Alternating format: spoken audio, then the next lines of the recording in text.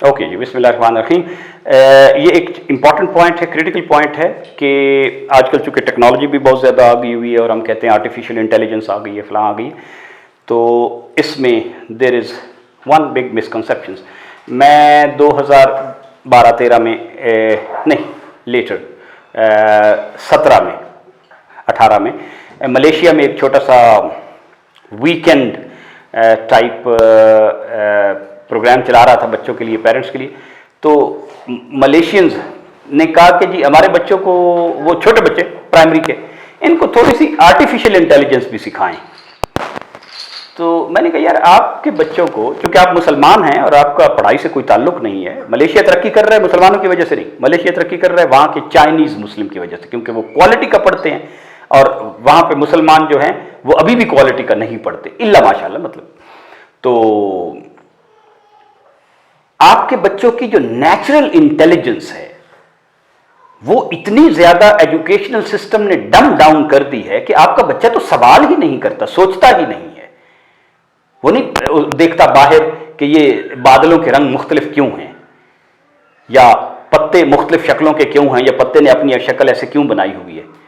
तो जब तक उसकी नेचुरल इंटेलिजेंस जो अल्लाह ताला ने दी है वो आपने डम डाउन कर दी है और वो उस पर जंग लगा हुआ है, तो आर्टिफिशियल इंटेलिजेंस से क्या काम आएगी। तो ये बात करने की ये है कि दोनों इंटेलिजेंसेस, आर्टिफिशियल कभी भी नेचुरल से बढ़ के नहीं हो सकती, पहली बात तो ये है। तो बंदे की जो इंटेलिजेंस है ना, उसमें, और जो आपने कंप्यूटर में ढेर सारे एल्गोरिदम से इंटेलिजेंस बिल्ड कर दी कि कंप्यूटर अब काफी सारा नॉलेज जो कंप्यूटर के साथ कनेक्टेड है उसमें से चीजें हंट करके मुझे जवाब देने की अहलियत रखता है। ठीक हो गया। अब इसका यह मतलब हुआ कि मुझे सवाल तो करना आना चाहिए ना। अगर मुझे सवाल ही नहीं करना आता तो मैं इस कंप्यूटर से क्या फायदा उठा लूंगा। आजकल हम कहते हैं कि दुनिया भर की जो इकोनॉमीज हैं या सोसाइटीज हैं वो कंप्यूटेशनल हो गई हुई हैं, हर सब्जेक्ट कंप्यूटेशनल हो गया हुआ है। Biology computational, psychology computational, linguistic computational, law computational. ठीक है। तो कंप्यूटेशनल का क्या मतलब है कि मशीन और बंदा, यानी आर्टिफिशियल इंटेलिजेंस और नेचुरल इंटेलिजेंस मिल के, यानी ये 10 मिलियन किताबें ये कंप्यूटर पढ़ के मुझे जवाब दे सकता है, बशर्ते कि मुझे सवाल करना आता हो। ठीक है ना। तो ये कॉम्बिनेशन है एआई का और नेचुरल इंटेलिजेंस का जो मिल के फर्क डाल सकता है। अब अगर ये बहुत ऊपर चला गया है और ये बंदा उधर ही खड़ा है, वही माना ते मोनना है, इसको कोई फायदा नहीं होने वाला।